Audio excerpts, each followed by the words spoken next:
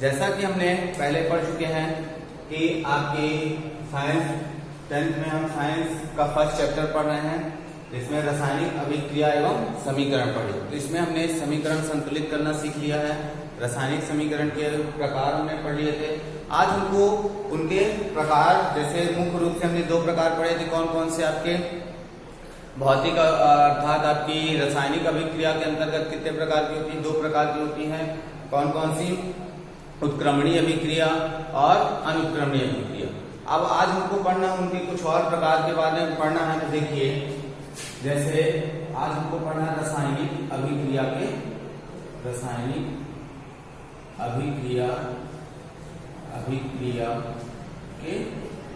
प्रकार। इसे निम्नलिखित प्रकार, निम्नलिखित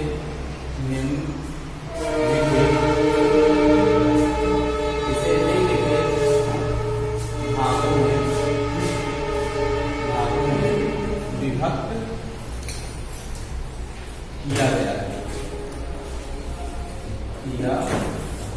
गया है। ठीक, तो इसमें देखिए क्या बताएंगे? रासायनिक अभिक्रिया के प्रकारों को इसे कितने भागों में, निम्नलिखित भागों में विभक्त किया गया है। जैसा पहला क्या है आपका? संयोजन अभिक्रिया। पहला क्या कहलाएगा आपका? संयोजन अभिक्रिया।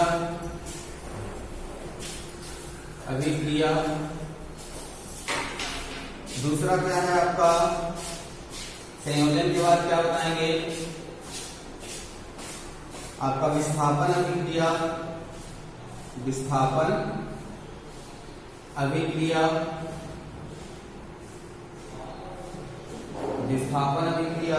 तीसरा क्या कहलाएगा आपका?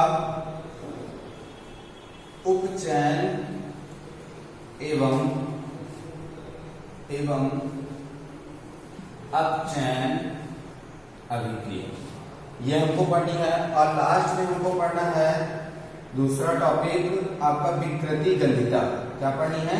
इसके बाद हमको क्या पढ़ना है? विकृति गंधिता के बारे में पढ़ना है।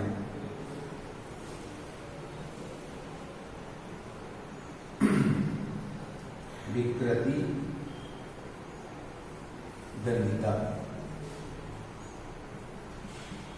ये पढ़ना है। ठीक, तो आइए इन अभिक्रियाओं के बारे में जानते हैं कि इन अभिक्रियाओं को आप कैसे परिभाषित कर सकते हैं, कैसे आप बता सकते हैं। ठीक, तो सबसे पहले हम देखते हैं संयोजन अभिक्रिया। क्या देखेंगे?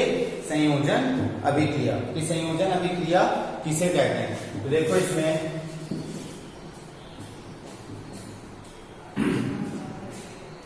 ऐसी अभिक्रिया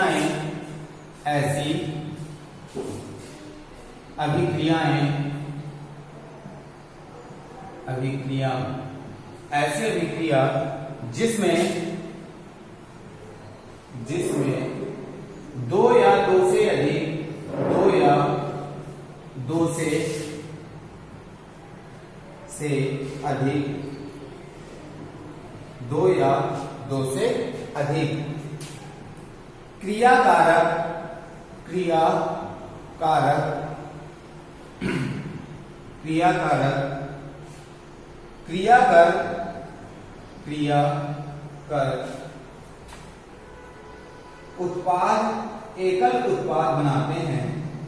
एकल उत्पाद बनाते हैं,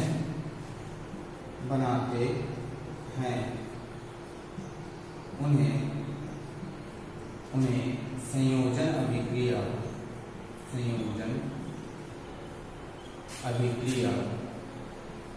अभिक्रिया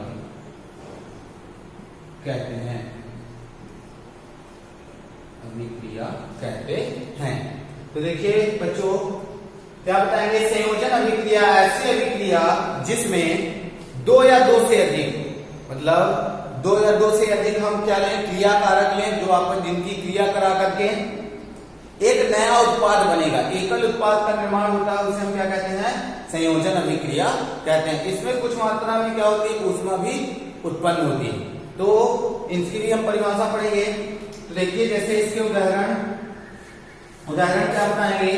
जैसे जब हम कहें कि क्रिया हाइड्रोजन की क्रिया, काहे क्रिया, हाइड्रोजन की क्रिया काहे के साथ करा दें, ऑक्सीजन के साथ करा दें, किसके साथ, ऑक्सीजन के साथ करा दें। तो देखिए बच्चों, जैसे हमने क्या लिखा, 2 + O2 क्रिया कराओगे तो ये क्या कहलाएगी आपकी हाइड्रोजन, क्या कहलाएगी, हाइड्रोजन, और ये क्या कहलाएगी आपकी बच्चों, ऑक्सीजन। ठीक, इनकी क्रिया जब हम कराएंगे तो यहां पर क्या बनेगा आपका 2H2O, ये कैसा बनेगा आपका मिश्रण। ठीक, ये किस अवस्था में होगी, गैस अवस्था में, ये भी किस अवस्था में होगी, गैस अवस्था में। तो ये क्या बन जाएगा आपका जल, क्या बन जाएगा, जल, H2O। इसी को और आप बता सकते हैं, जैसे देखिए इसे हम मिटा देते हैं,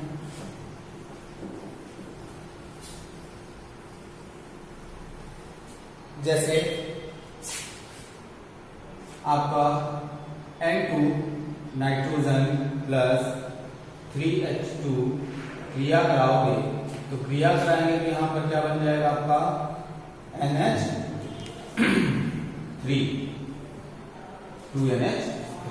तो क्या बताएंगे, ऐसी अभिक्रिया जिसमें 2 या 2 से अधिक उत्पाद क्रियाकारक मिलकर एकल उत्पाद का निर्माण करते हैं, उसे हम क्या कहते हैं, संयोजन अभिक्रिया कहते हैं। ठीक, क्या कहलाएगी आपकी, संयोजन अभिक्रिया।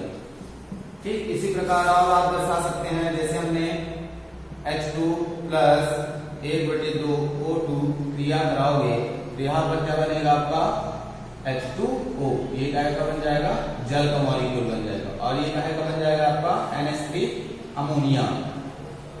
ये क्या हो जाएंगे, संयोजन अभिक्रिया के उदाहरण कहला जाएंगे। ठीक, ये आप उदाहरण बता सकते हो कि ऐसी अभिक्रियाएं जो 2 या 2 से अधिक क्रियाकारक आपस में संयुक्त होकर एक नए उत्पाद का निर्माण करते हैं, उसे हम, या एकल उत्पाद का निर्माण करते हैं, उसे हम क्या कहते हैं, संयोजन अभिक्रिया कहते हैं। इसमें क्या होती है, कुछ मात्रा में ऊष्मा उत्पन्न होती है।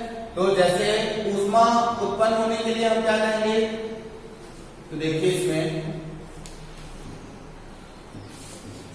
अर्थात इसे हम दूसरे शब्दों में, अपने शब्दों में कह सकते हैं ऊष्मा क्षेपी अभिक्रिया। क्या कह सकते हैं, ऊष्मा क्षेपी। ऊष्मा क्षेपी अभिक्रिया की परिभाषा क्या बताएंगे, ऐसी अभिक्रिया, ऐसी अभिक्रिया, अभिक्रिया, ऐसी अभिक्रिया जिसमें उत्पाद के बनने के साथ साथ, उत्पाद बनने के साथ साथ उत्पाद बनने के साथ साथ कुछ ऊष्मा का भी, कुछ ऊष्मा भी उत्पन्न होती है, उत्पन्न होती है, उसे ऊष्मा क्षेपी अभिक्रिया कहते हैं। ठीक, ये क्या कहलाएंगे आपकी ऊष्मा क्षेपी अभिक्रिया कहलाएंगे। इसी प्रकार आपकी होती है ऊष्मा शोषी अभिक्रिया, ऊष्मा शोषी।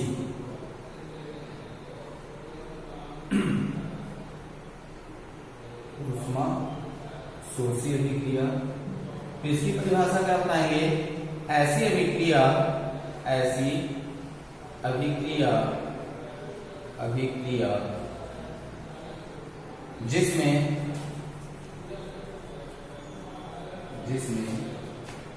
उत्पाद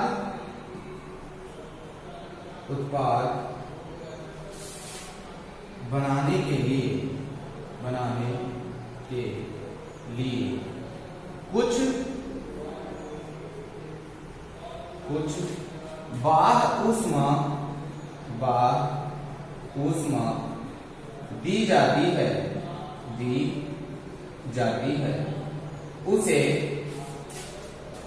उसे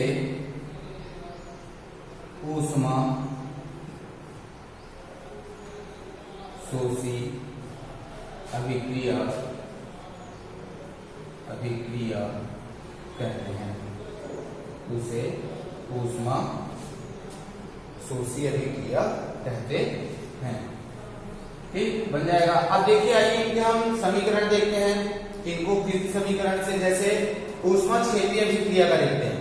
तो जब हम कार्य की क्रिया बुझे हुए चूने की CaO प्लस H2O की क्रिया कराएंगे, तब हमें क्या प्राप्त होगा? आपका ये सॉलिड स्टेज में होगा और ये लिक्विड स्टेज में होगा। इसकी रिएक्शन कराओगे तो यहाँ पर क्या बन जाएगा? आपका कैल्शियम हाइड्रोक्साइड। क्या बन जाएगा? Calcium hydroxide. ठीक है, तो ये बता सकते हैं। और ये क्या कहलाएगी? आपकी ऊष्मा प्लस क्या निकलेगी? ऊष्मा निकलेगी। क्या निकलेगी? प्लस ऊष्मा। तो ये क्या कहलाएगी? आपकी ऊष्मा क्षेपीय अभिक्रिया कहलाएगी। क्या कहलाएगी? ऊष्मा क्षेपीय अभिक्रिया। तो और आगे देखिए इसमें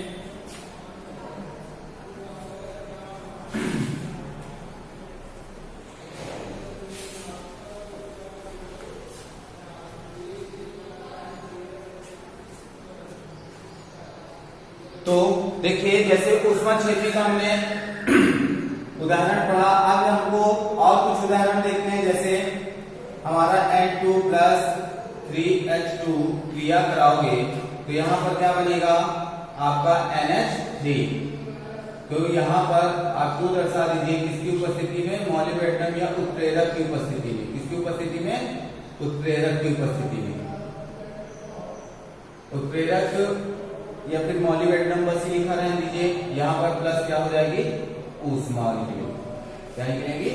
ऊष्मा निकलेगी। तो ये कहा कि हो गई आपकी ऊष्मा क्षेपीय अभिक्रिया। अब ऊष्मा शोषी अभिक्रिया कौन सी कहलाएगी? ऐसी अभिक्रियाएं जिनको कराने पर क्या होती है? ऊष्मा बाह्य ऊष्मा दी जाती है। तो जैसे एग्जाम्पल देखिए इसका कि ऊष्मा क्षेपीय अभिक्रिया का एग्जाम्पल क्या बताएंगे? तो जैसे हमको इसी को आप उल्टा करके लिख दीजिए। जैसे CaCO3 लिखा है, ठीक, प्लस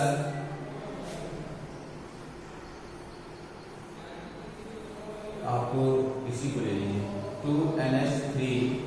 इसको वियोजित करने के लिए हमें क्या देनी पड़ेगी? ऊष्मा देनी पड़ेगी। ठीक, और यहाँ पर क्या बनेगा? N2 plus 3H2। जैसे हमको जल को गर्म करने के लिए, जैसे हमारे पास क्या लिखा है? H2O लिक्विड फॉर्म में है। इसको हमको गैस में बदलने के लिए ऊष्मा देनी पड़ेगी। क्या देनी पड़ेगी? ऊष्मा देंगे तो ये कहाँ में बदल जाएगा? आपका H2O गैस में बदल जाएगा, वेपर में बदल जाएगा। ठीक है, तो ये क्या कराएगी? आपकी यहाँ पर ऊष्मा क्षेपीय अभिक्रिया कहलाएगी। ऊष्मा शोषी अभिक्रिया। और ये भी क्या कहलाएगी? आपकी ऊष्मा शोषी अभिक्रिया। और ये क्या कहलाएगी? ऊष्मा क्षेपीय अभिक्रिया। क्या कहलाएगी? ऊष्मा क्षेपीय अभिक्रिया कहलाएगी। ठीक है, बन जाएगा इतना। अब इसके बाद आता है आपका विस्थापन अभिक्रिया। क्या कहलाएगी? विस्थापन अभिक्रिया। तो देखिए इसकी इतना बन जाएगा। इतना करने के बाद हम पढ़ेंगे विस्थापन अभिक्रिया। विस्थापन अभिक्रिया। विस्थापन अभिक्रिया। तो देखिए इसकी परिभाषा किसे कहेंगे? विस्थापन अभिक्रिया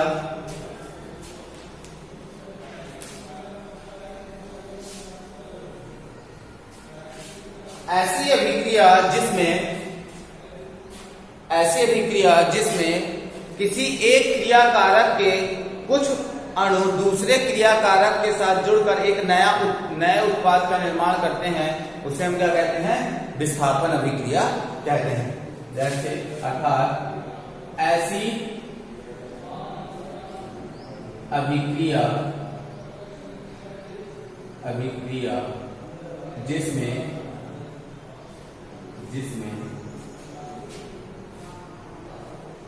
एक क्रिया कारक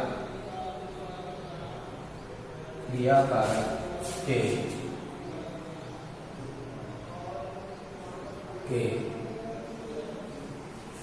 कुछ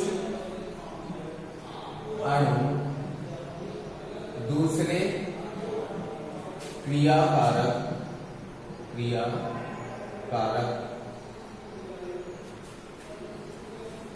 में विस्थापित हो जाते हैं,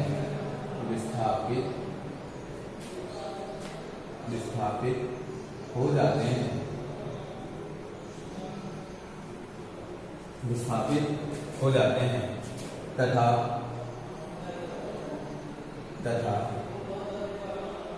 एक नए उत्पाद का निर्माण करते हैं। या फिर इसी को हम कहें दूसरे शब्दों में, जब किसी एक क्रिया कारक की क्रिया किसी दूसरे प्रबल क्रिया कारक के साथ कराते हैं, तब प्रथम क्रिया कारक का कुछ भाग द्वितीय क्रिया कारक के साथ विस्थापित होकर के एक नए उत्पाद का निर्माण करता है, उसे हम क्या कहते हैं? विस्थापन अभिक्रिया कहते हैं। तो जैसे उदाहरण देखिए, एग्जाम्पल क्या बताएंगे? जब हम कहे कि जिंक की क्रिया कहे के साथ करा दें? कॉपर सल्फेट के साथ करा दें। किसके साथ करा दें? कॉपर सल्फेट के साथ। तब यहां पर आपका क्या बनेगा? देखिए, ZnSO4 प्लस क्या करा जाएगा? आपका C। ये क्या कहलाएगी? आपकी विस्थापन अभिक्रिया। क्या कहलाएगी? विस्थापन अभिक्रिया। ठीक। और कुछ उदाहरण देखिए, जैसे हमने Zn की क्रिया कहाँ से करा दी? H2SO4 के साथ करा दी। किसके साथ? H2SO4 सल्फ्यूरिक अम्ल के साथ। सल्फ्यूरिक अम्ल के साथ क्रिया कराओगे, तब यहां पर देखो क्या बनेगा? ZnSO4 plus H2, hydrogen gas क्या हो जाएगी? बाहर निकल जाएगी। ये आपकी क्या कहलाएंगी? विस्थापन अभिक्रियाएं कहलाएंगी। क्या कहलाएंगी? आपकी विस्थापन अभिक्रिया। ठीक, तो बन जाएगा ये आपका क्या कहलाएगा? जिंक। ये क्या कहलाएगा? आपका सल्फ्यूरिक अम्ल। और ये क्या कहलाएगा? Copper sulphate. ये जिंक सल्फेट। ठीक, तो ये आपकी क्या कहलाएंगी? विस्थापन अभिक्रिया। इसके बाद आता है आपका, देखिए,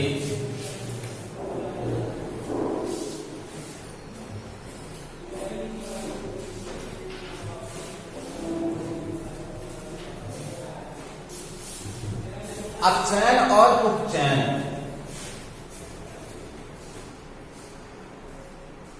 उपचयन और एवं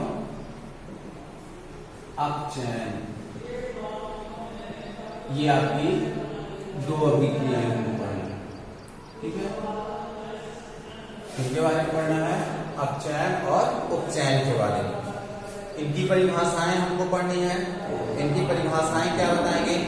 ठीक, तो इनकी परिभाषाओं को जानने के लिए जैसे हमने ऑक्सीकरण और आपकी अपचयन अभिक्रिया पढ़ी। ठीक, तो देखो, उपचयन की किसे पढ़े? उपचयन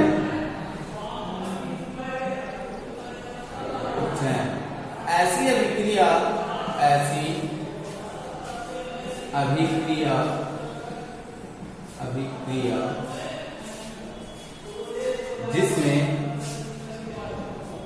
जिसमें इलेक्ट्रॉन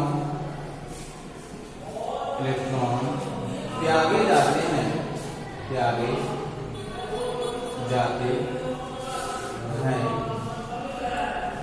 उसे उपचयन अभिक्रिया कहते हैं। उपचयन अभिक्रिया कहते हैं। ठीक, और अपचयन अभिक्रिया की परिभाषा क्या बताओगे? अपचयन वह अभिक्रिया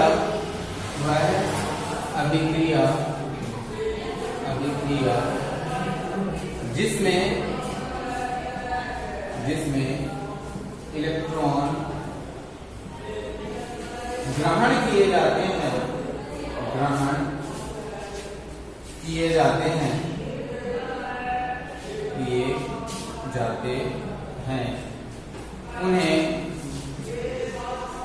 उन्हें अपचयन अभिक्रिया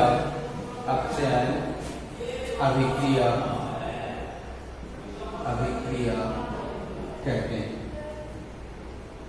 अपचयन अभिक्रिया कहते हैं। तो जैसे देखो एग्जाम्पल क्या बताओगे? जैसे हमने यहाँ पर Zn को अभिकृत किया तो ये क्या करेगा? इलेक्ट्रॉन त्याग देगा। Zn2n + 2 इलेक्ट्रॉन बाहर निकल जाएंगे। ठीक है, ऐसे अपचयन में क्या हो जाएगा? जैसे हमने यहाँ पर Cu लिया, Cu(n)2n + 2 इलेक्ट्रॉन ऐड करोगे तो ये क्या हो जाएगी? Cu हो जाएगा। तो ये क्या कहलाएगी? अपचयन अभिक्रिया कहलाएगी। क्या कहलाएगी? अपचयन अभिक्रिया। अर्थात अब इसी को हम दोनों को अगर एक साथ लिखें तो क्या बनेगा? देखिए, अर्थात ऐसी अभिक्रियाएं जिसमें अपचयन और उपचयन दोनों साथ साथ होती हैं उसे हम क्या कहते हैं? आपकी रेडॉक्स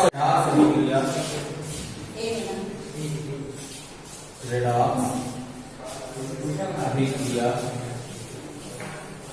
रेडॉक्स अभिक्रिया में क्या बताएंगे? ऐसी अभिक्रिया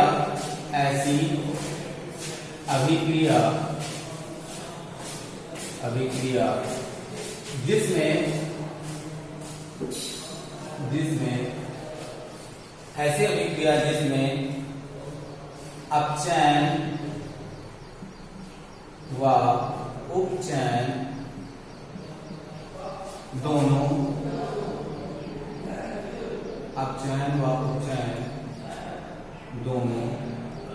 साथ साथ होती है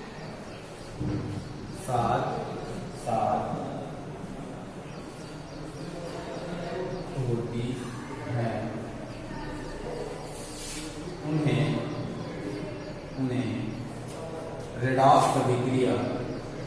रेडॉक्स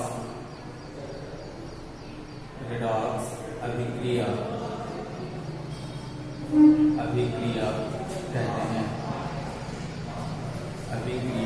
कहते हैं। एग्जाम्पल देखिए, एग्जाम्पल में क्या बताएंगे? जैसे Zn गुणन करोगे तो यहाँ पर क्या बनेगा? Zn2n + 2 इलेक्ट्रॉन और Cu2n + 2 इलेक्ट्रॉन क्रिया कराओगे तो यहाँ पर क्या बन जाएगा आपका? Cu। तो देखो इसको, अर्थात Zn + Cu2n क्रिया कराओगे तो यहाँ पर क्या बन जाएगा आपका? Zn2n + copper. ये क्या कहलाएगी? आपकी रेडॉक्स अभिक्रिया। क्या कहलाएगी? रेडॉक्स अभिक्रिया। ठीक है, अर्थात ऐसी अभिक्रिया जिसमें अपचयन व उपचयन दोनों साथ साथ होती हैं उसे हम क्या कहते हैं? रेडॉक्स अभिक्रिया कहते हैं। जैसा कि आपका ये उदाहरण दिया गया। अब इसके बाद आता है आपका विकृति गंधिता। कि विकृति गंधिता किसे कहते हैं? विकृति गंधिता की परिभाषा क्या बताएंगे? तो देखिए इसमें डाल देते इसको।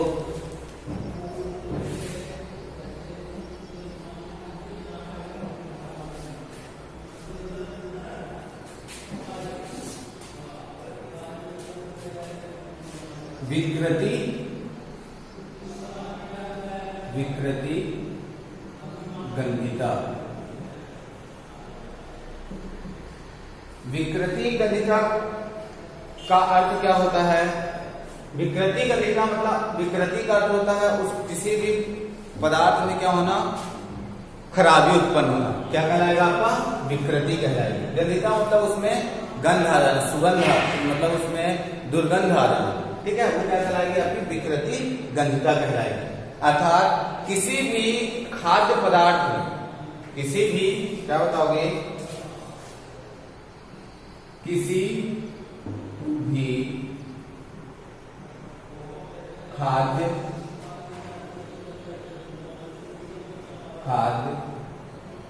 पदार्थों का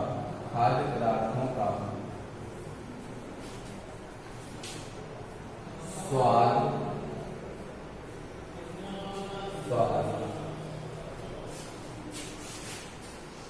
गंध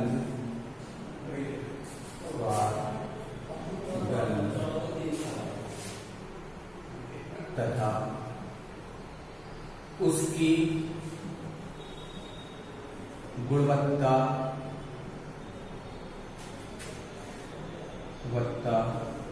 में हुई कमी को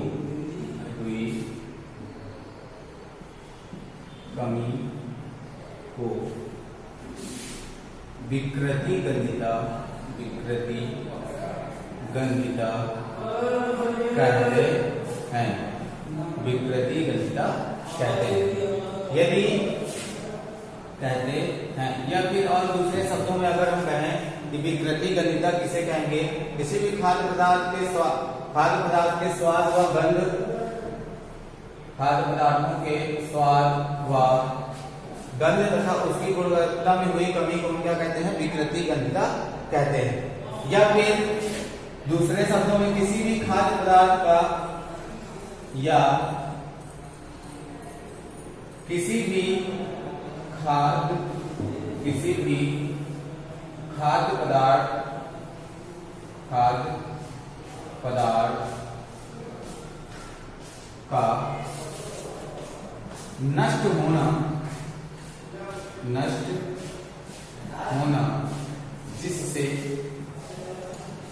जिससे उसके स्वाद व गंध में परिवर्तन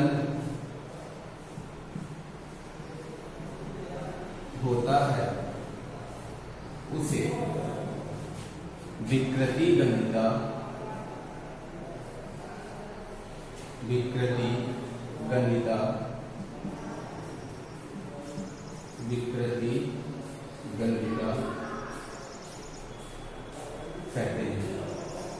कहते हैं। ठीक है, जैसे उदाहरण क्या बताओगे? पैकेजिंग,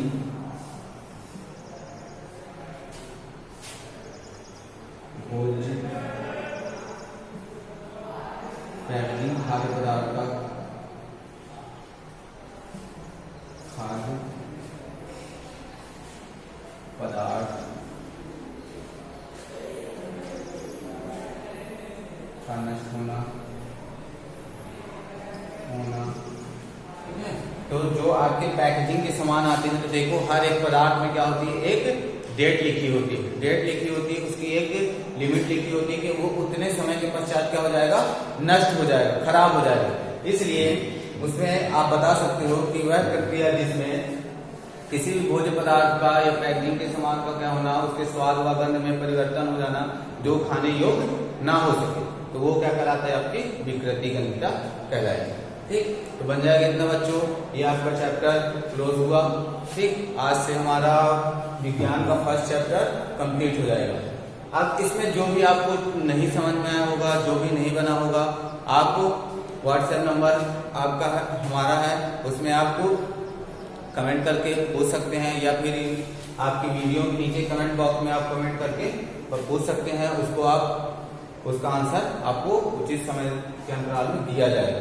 ठीक, तो आप जितना प्रयास करें, जो चीज जहां ना समझ में आए आप उसे जरूर पूछें, और आपको कैसा लगा, अच्छा लगा हो तो आप भी वहां पर कमेंट करके बता सकते हैं। ठीक।